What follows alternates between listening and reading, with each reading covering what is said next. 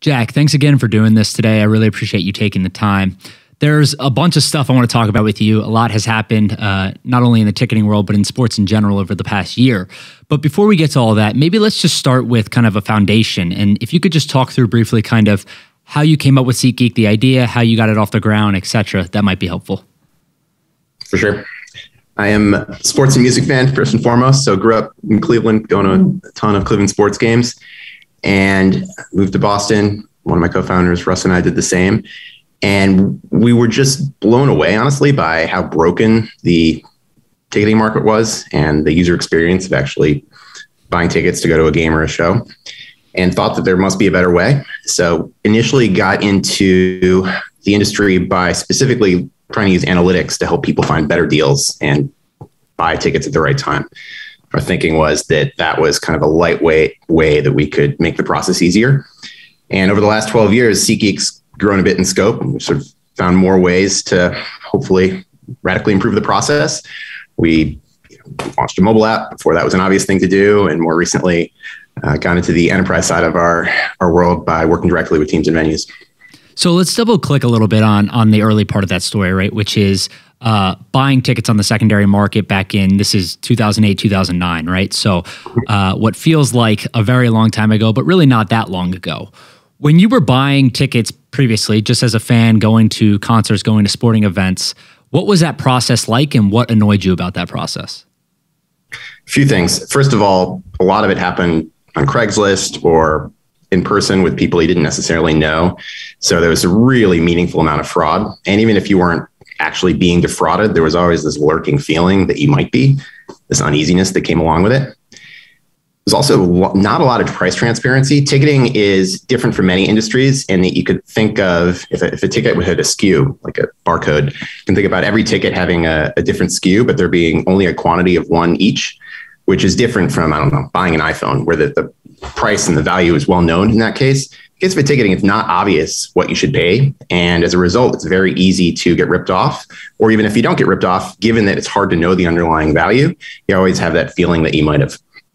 So ultimately, I think what's really a shame about that is that it historically has led to people doing less stuff, to going into fewer shows, fewer games. And we're trying to solve that. Yeah, I can speak from personal experience, and I'm sure anyone else can that has been either ripped off or deceived or worked with a ticket broker of some type, that it's a frustrating process for sure. So you have this idea, right? You and your co-founder have this idea. Do you initially go out and raise money, or do you try to bootstrap it for a bit? We bootstrapped for about a year, maybe a little bit less. And then we raised our first seed round in 2010. Okay. And what was that process like? Were people interested immediately? Did you get a bunch of no's? Just walk me through that.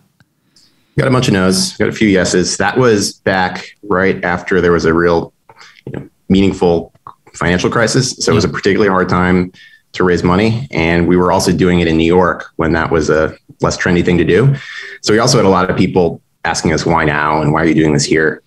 But we stuck with it. And really the thing that made the process a bit easier was that we began to get traction, not a ton of traction, but enough that we could show meaningful week over week growth. And a few investors were willing to take a bet on us, which I'm very grateful for. Yeah, of course. I think every founder that has had some success, especially back in those times, has a story of a bunch of people saying no, right? And you remember those people, but it's certainly helpful to get some yeses along the way also. So let's zoom back out and let's go to maybe like 2019, 2020, right? Walk me through the process from 2009 the next decade to 2019, actually building SeatGeek.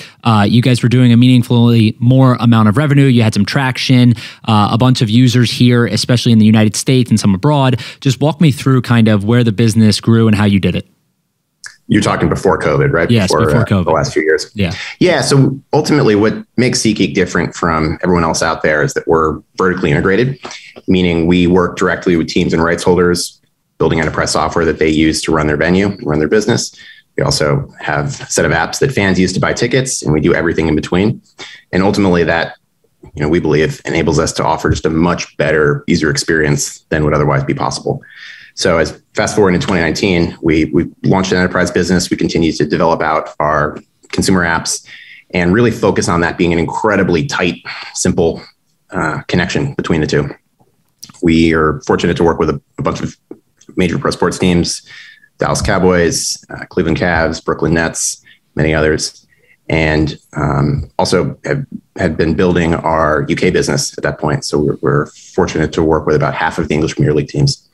So just for my knowledge too, because I'm kind of learning on the fly here of some of these things, which is the economics between the resale market and the enterprise business that you're talking about, which is, I believe, primary dealing with teams, right? You sign an agreement with them, they give you tickets on the primary market versus the secondary market. How much money are you guys making on each? Like, how does that whole process just work? And what you can share, obviously. Yeah, of course. Ultimately, the risk of nitpicking, I look at it less as primary and secondary and more as enterprise and consumer, because ultimately, from a fan's perspective, you shouldn't really care if you're getting a quote unquote secondary or primary ticket. You just want to go to a game. And it's not like, I don't know, as a comparison, if you're buying a used car, you do care if it's primary or secondary. That's not the case here.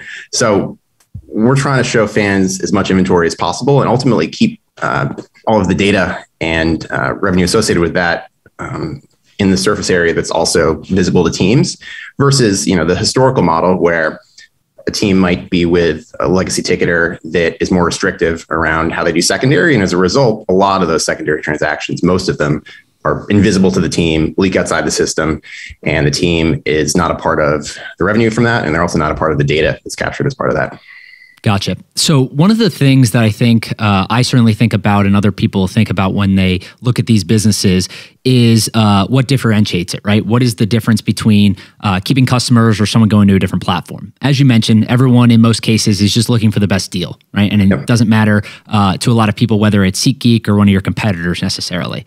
How do you think about keeping customers, right? Is it something where, hey, we have a much better tech stack, we got them on mobile versus desktop? Walk me through kind of just how you think about eliminating churn in those processes. Yeah. First and foremost, like you mentioned, people want to get a good deal and they want to see as much inventory as possible. So we have a huge landscape of inventory, both primary and secondary, and we think really competitive prices so that if you come to SeatGeek, you know that you're going to get a good value. We help people understand if they're getting a good value with a feature called Deal Score, which rates every single ticket on good deal, bad deal. Was anyone doing that when you did that, by the way, the Deal Score? No. Because that was genius. I'll just give you some credit. And once it hit, right, it was like, why wasn't anyone else doing this? And for people who are listening, and Jack can correct me where I'm incorrect or where he wants to add something, but a Deal Score was essentially taking different tickets and saying, they're mispriced, right? There's some kind of inefficiency in the market here. We believe this ticket is worth 2 times more, 3 times more, 4 times more, and it's a good deal. And most ticket brokers traditionally, your competitors, I assume in these cases, would say, hey, this is the bottom 3 or the bottom 4 tickets to get in, right? So if you're looking to go to a venue and you just want to get in, if you want to go to Madison Square Garden to a Knicks game, they'll just give you the 4 cheapest tickets. But you guys said, hey, maybe they want to sit, they pay an extra $50 and get a better seat. Was that the thought process? Yeah, exactly. It was the best thing people could go off at that point was face value. You could say, okay, this face value for this was 80 and it costs 85 or whatever. But the reality is face value is often a pretty poor indication of how good a value something actually is. And also it changes. If a team sold tickets at the beginning of the season at one price, but then they've had an incredible year and their record is much higher than folks anticipated, then face value is probably no longer a good indication of what you should be paying. So we wanted to give people a real-time understanding of what a ticket was actually worth. Again, to your point, makes it easy to not just go if you want to find the cheapest ticket possible, but maybe you want to have an awesome night and sit, first 3 rows, and you can find the best deal in that situation as well. I love it. I'm getting a crash course, and hopefully the listeners are too on the ticketing business, which I think is fascinating. So let's go through kind of COVID real quick, right? So where were you when this happened? The topic I always point to, especially being associated with sports, is the NBA, right? When they said, "Hey, we're shutting down. We're not going to play games anymore." Do you remember where you were in kind of your original thought process? Remember, we had a board meeting the day that the NBA made that choice, and we were talking about it at that board meeting, and we're certainly very concerned, but I don't think any of us anticipated that. I think it was, correct me if I'm wrong, it was 24 hours later that the NBA had indefinitely canceled games, and maybe another league had as well. It happened really freaking quickly, and I don't think anyone was fully prepared for that. Yeah, and as an operator of this business, is it just like, holy shit? Or is it, let's figure out what we can do and make it right in the meantime? Yeah, I mean, certainly first hour, there was definitely a holy shit moment or two. Yep. But, pretty quickly we had to decide how we were going to approach this. And we took what at the time was a bit of a scary approach. We, unlike most others that we compete with, we didn't cut back much. We pretty quickly raised a meaningful round of financing and doubled down and kept growing the business and kept hiring and signing teams, signing clients, building new features, all with an eye towards capturing market share and coming out of COVID with far and away the strongest product. And it took a little bit of a leap of faith just because there was so much uncertainty at that time. But ultimately, we knew that at some point, we didn't know when COVID would be over, live events would return. It's a very fundamental thing that people need, and they'd be back out there. And we wanted to have the best product possible when that happened. Gotcha. So walk me through, right? It sounds like, I'm assuming you mentioned part of the team grew, right? You're developing new products, you're hiring certain people, but I'm also assuming at the same time, you were at least scaling back some of the marketing expenses and some stuff like that, right? So walk me through your guys' position in the market before COVID and now where we are, call it a year and a half, almost 2 years later. Yep. What we've disclosed as part of the SPAC process that we're currently going through is that we increased our market share by about 50 or 60% pre versus post COVID. And I think a lot of that ties back to what we were just talking about, doubling down during the pandemic and ultimately making a better product. Gotcha. Okay. So one of the things I'm fascinated with SeatGeek is I know Ian Borthwick well. So yeah, awesome. Ian's a great guy, good friend of mine. I think he does a phenomenal job marketing for SeatGeek. Obviously, I hope that you agree. I do. But I would say that one of the things that you guys have done really well from a consumer standpoint is your marketing efforts. And you guys, I think more than most companies, especially in this space, took a different approach. And you worked with a lot of influencers. I know as part of the SPAC process in your investor presentation, you guys specifically called out you had a network of 2,400 influencers. Your Gen Z base was nearly double all of your competitors as a percentage of total clients or consumers. Walk me through, one, were you on board with this strategy from the beginning? And if not, why not? And then two, like, just how has it gone? I was on board, but I never imagined it could be as successful and large as it has been in the early days. And Ian's the man, huge credit to him for having the vision to see that. I think the way we market, the way most companies market today is really different from 10 or 15 years ago. 10 or 15 years ago, we were buying display ads and no one's doing that anymore. That's going to be true in the future. And influencer marketing, I think, is going to be a much bigger category in 3 years, in 5 years than it is today. It's also something that's like super natural and authentic for us as a live entertainment company. It's not like we're selling toilet paper, right? We're doing something that inherently is exciting and fun. And people, if you're an influencer and you're vlogging about a live event that you went to, it's a very natural thing for us to sponsor. Some of the best work I think our influencer team has done has been around sending people, maybe with their dad to the World Series that they wouldn't have otherwise gone to, blogging, taking video of that moment, and then sharing it with everyone. It's totally what we stand for. It's a very natural thing for us to get behind. And it just so happens that it also really works from an ROI standpoint. Yeah, and that's a good point from the ROI standpoint, right? And one of the things I work with sponsors, anyone who works with sponsors knows that a lot of people, I would say, have trouble attributing these things, right? And figuring out where not only is our sales coming from, but where the ROI is coming from, the impressions, all of that kind of stuff. Is that something that you guys struggled with on the influencer front, or was it pretty obvious early on? It's certainly harder than, say, search engine marketing. You're never going to have that level of granularity. So it takes a bit of a leap of faith. I think we've gotten very good at it over the years. And I think we can do it better than anyone else, which ultimately allows us to make bigger bets. But also it's important to keep in mind that I think how well influencer works varies a ton across companies. Because if you don't have an authentic brand that influencers actually can credibly get behind, you might see bad ROI no matter what, even if you track that well or poorly. So it's been a kind of perfect storm for us where we have a brand that influencers want to get behind. We want to get behind them. And they have audiences that are actually spending money on tickets and do that to some extent because we're part of their community and partnering with so many influencers. Yeah, it's crazy what being good at the internet can do, right? and that's literally what I call it, right? Because it's just like being good at the internet, and that's what a lot of these influencers are. But is there any, I gotta ask, is there any like one campaign where you were like, guys, this is a little off map, this is a little ridiculous, like no? I've never said no. It's possible. I think our team is pretty good about, knowing where to draw the line. And, ultimately one of the cool things I think about what Ian and his team do is that it's not like we're planning out many months in advance what we want to do and not do. It's often, a YouTuber calling him at 10 or 11 at night. He's about to make a video. He wants to know if we'll sponsor it. And I think one thing that we've done that's helped Ian and his team be successful is just enabling them to make those calls without needing approvals or a lot of process around that, knowing that ultimately, if we're going to be successful in a category like influencer marketing, that's how you got to do it. I was going to ask, so I'm happy you brought that up because I was curious about the process of this, right? So one of the things that stuck out to me, I tweeted about it a while ago, but during the NFL draft, Pat McAfee, who you guys have or have had in the past sponsorship deals with or partnerships with, he did a NFL draft. I forget what he called it, but it was a YouTube live stream. And it was much, much, much bigger than I think most people anticipated it would be. It was bigger than the official NFL draft stream at the time, right? Yeah. So like I logged on and I was like another holy shit moment, like, damn, this YouTube live stream thing is real. And he was just dominating from a numbers perspective. And I remember seeing, I'm watching it for a little bit. I have both on, and all of a sudden he has like breaking news that SeatGeek is sponsoring it and SeatGeek's back and SeatGeek's doing all this stuff.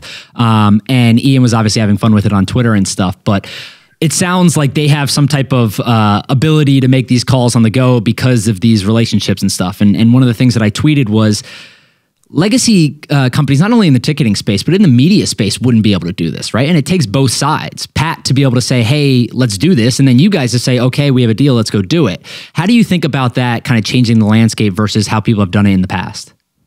Yeah, I think it's exactly right. It's requires empowering those people to make those decisions, which means you need to have a lot of faith in the team doing it. And also we're in some sense comfortable doing that because we have a long track record of making, profitable and successful bets when it comes to influencer marketing. Whereas if that was our first one, it would probably be a little bit uncomfortable. Gotcha. Yeah. So, all right, let's transition a little bit to talk about your guys' recent plans to go public. So you're going public through a SPAC, via SPAC. Why are you doing it?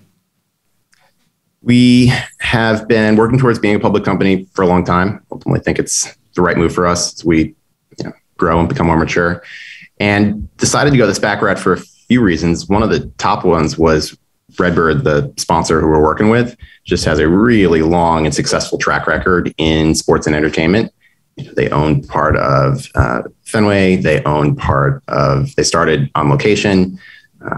Fenway Sports Legends Group. Yeah. So just long track record, and felt like they were kind of the perfect partner for us to do this with.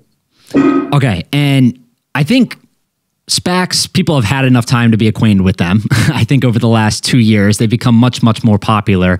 I don't have the numbers on me, but people can look. They blew up last year, and maybe they've come down a little bit. But how does this process work for someone who's maybe not as familiar with it? Yeah, ultimately at a high level, it's just a different way of becoming public, and it's not inherently better or worse. There's basically three ways you can do it. It can be a direct listing, a traditional IPO, or a SPAC.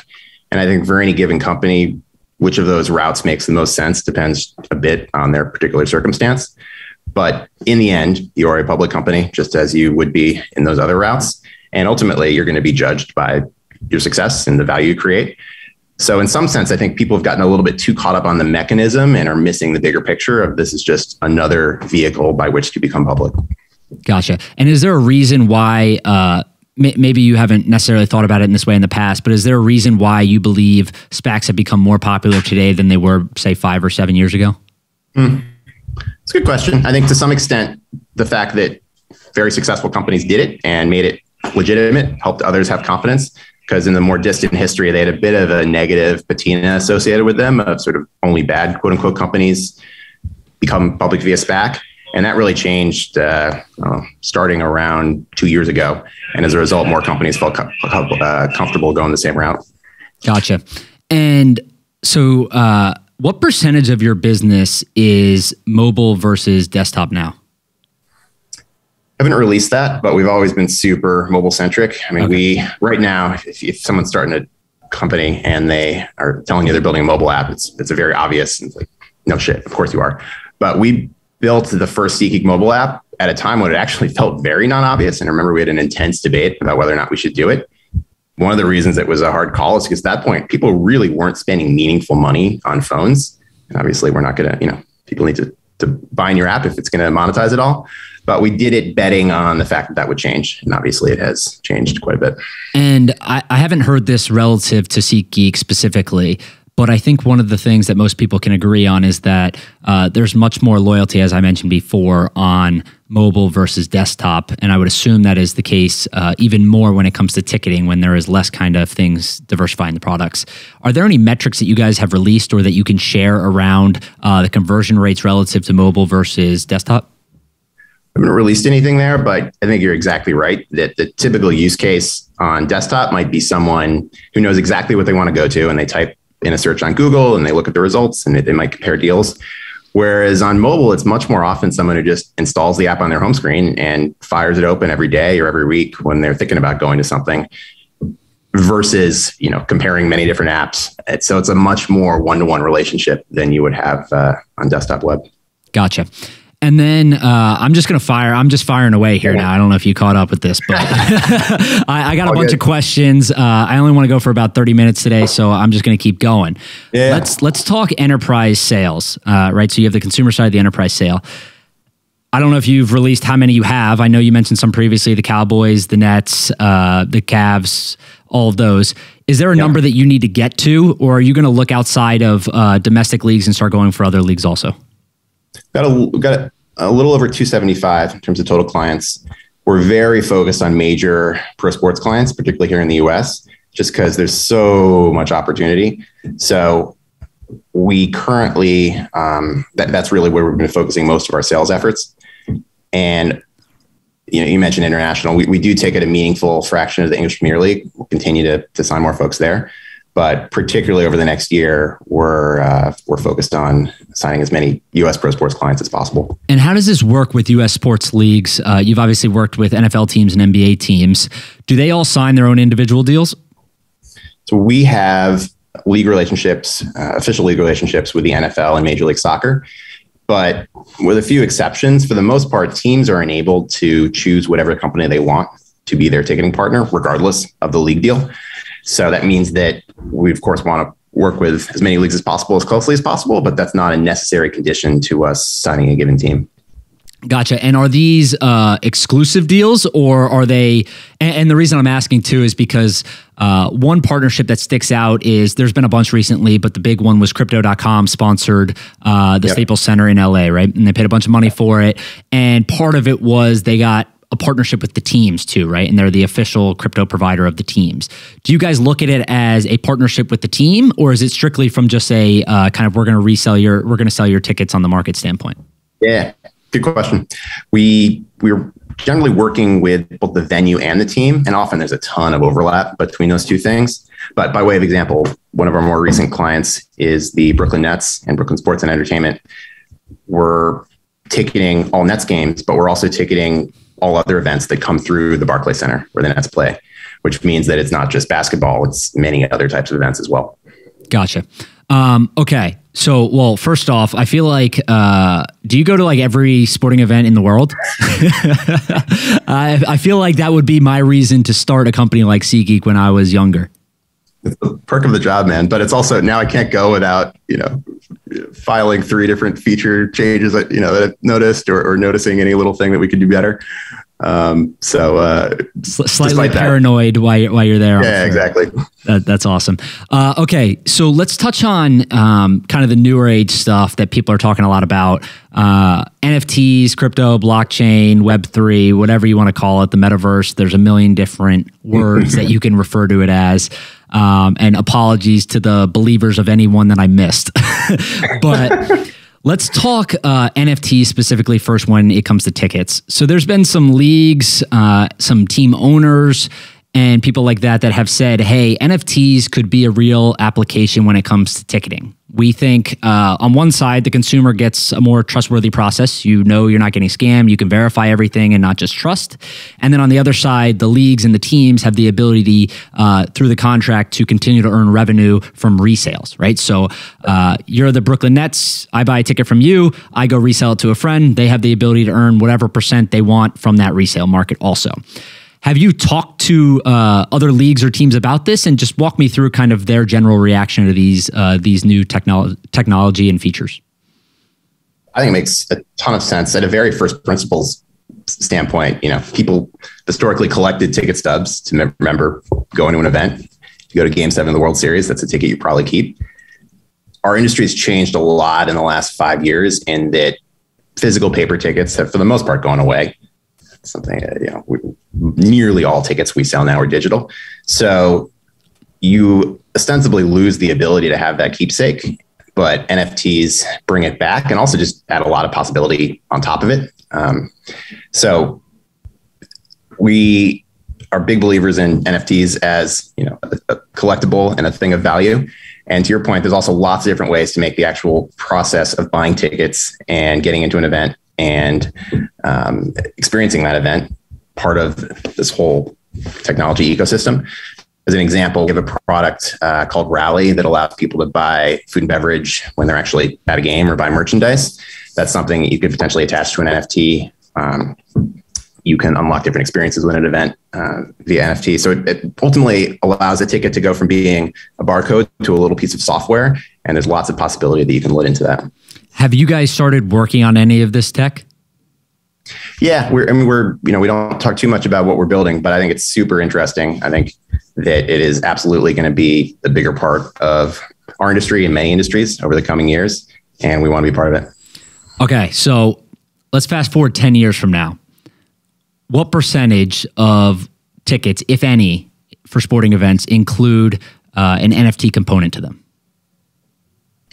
I would guess a really substantial fraction. So, I'm sure I'd say 100%, but north of 80 would be my best guess. So that'll become it'll essentially become the industry standard is to attach some sort of NFT component to digital tickets. It's all, yes. And it's worth noting, it's not that hard to mint an NFT. Once you've established a barcode, you're just giving people optionality that they didn't have before. Gotcha. And is there anything you think of outside of, there's obviously a collectible component that I think of, right? I went to the Miami Heat game here for the season opener. And one of the things that FTX did as part of their sponsorship was they gave everyone a t-shirt and there was a barcode on the back and you could scan it and you got an NFT for attending the game. And it's meant as a collectible, really, right? Outside of that, what are the other use cases that you could see professional sports teams being interested in?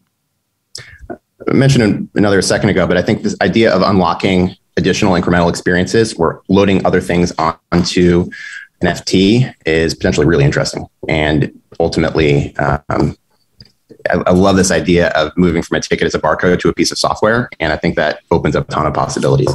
And would one of those be like a rewards program? Sure, could be. I mean, that's part of the beauty of it is you can, when, what can you accomplish with technology becomes the landscape. You can just do a lot of stuff that you couldn't do if it was just a physical ticket. I'm just trying to make sure that the league partners you guys are working with are thinking about this stuff. But you think they are? I mean, you talk to a lot of people in this world. Like, where do you think... I don't know, do you think folks are giving it enough attention? I like how you did that. You turned it on me. But yes, I do. I think that there's some people that are more educated about it than others, obviously. But I think that most people can agree that there's some really unique use cases. So one of the things that I spend a lot of time talking to people about and thinking about are the social component from a community aspect, right? And when you think about professional sports organizations and teams in general, they were really the first communities, right? You had the fandom that connected everyone to the players, and there was all these entertainment aspects to it, and you really had that authentic connection. And I think they've lagged behind in a lot of use cases because there was never that direct relationship, really, right? A lot of it was one-sided. There was not really an input from the fans. And what we're seeing now is NFTs obviously have all the components that we mentioned previously about collectibles and helping in the resale market from a ticketing perspective and all of that. That's fantastic. I think from a technology standpoint, that will become the norm. I completely agree with you. But I also think there's another aspect of this that will make it more of a community, right? And we've seen social tokens come up. They've become much more popular in regards to teams implementing them. The Patriots just signed the first one from a North American perspective. There's a bunch of European soccer clubs that have done the same thing. But I think the one thing that those lack is a lot of them do not have the ability to really vote on instrumental things, right? So when people bought social tokens to start, and there's a few different companies that do this, but when people originally bought them for the bigger soccer clubs in Europe, they thought that they were going to be voting on very cool things like the starting lineup or the jerseys they were going to be wearing or things like this. And that's not to say these companies were deceiving them, because they were totally upfront and honest, but I think that the technology, that's what people were promised, right? This idea of a community, of a DAO-like structure, giving you the ability to go in and really make a difference.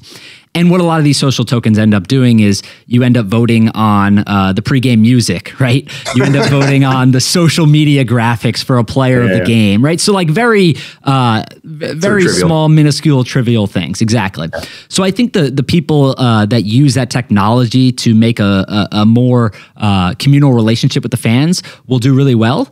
And like I said, I think that there are leagues and teams that are thinking about this in a really good way. We're talking about handing out NFTs. There's already teams that are doing this, right? The Mavericks, I believe, did this. The Heat did this, right? So there's teams that are already doing this, especially here in North America.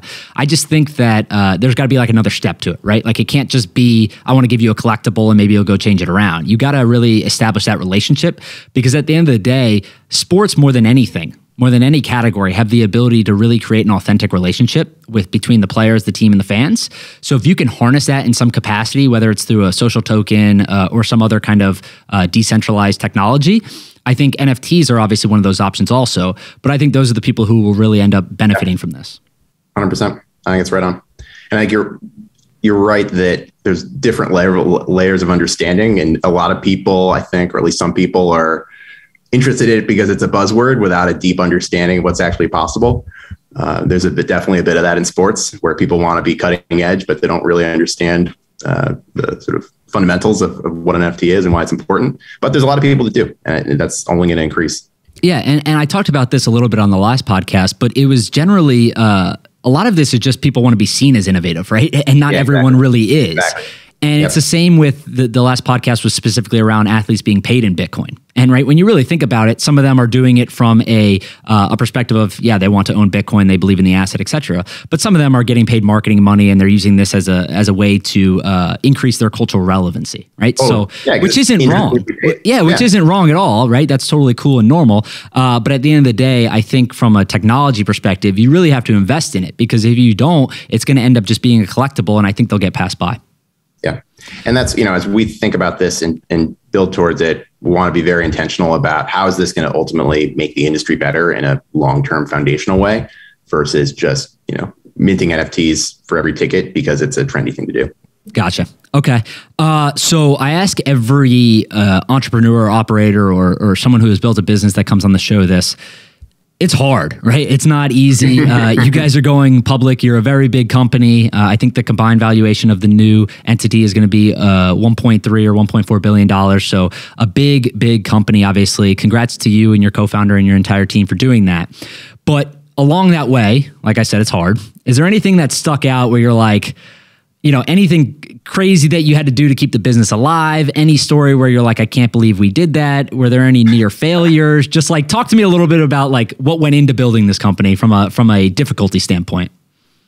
Yeah, good question. A few things come to mind. I'll go way back. Early on, we were really betting on price forecasting.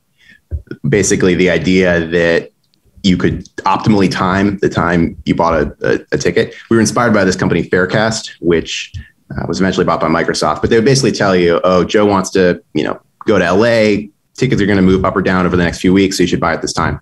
So we spent really a year building that out on SeatGeek and ultimately just failed to capture anyone's imagination. I think part of the problem was that, you could maybe time the purchase slightly better one time versus another, but what really is going to determine if you got a good deal or not is the specific seat you buy. And of the 5,000 available, if you got the right one, which is a bit different from that airline use case. So given that was really what we launched with, it took a lot of sort of self-reckoning to eventually decide to shut that down. But at one point we just pulled the plug, removed that as a feature of SeatGeek. But the silver lining was that we had realized that people actually wanted to get a good deal among the 5,000 tickets today versus time their purchase for a few weeks in the future. And that's what really led to Deal Score, which we talked about earlier, a way for people to find good values among everything available. And how long did it take you guys to build that product? The price forecasting? Yeah. We had it for, it was over a year before we pulled it. And it was really the first year of our company. So it was a particularly sensitive year because that's when you're really fighting for your existential existence. And given that we launched for that and it was a core part of our pitch, it was a particularly hard thing to kill. Oh, and I got one more thing, actually. You're going to laugh at this, but Sure.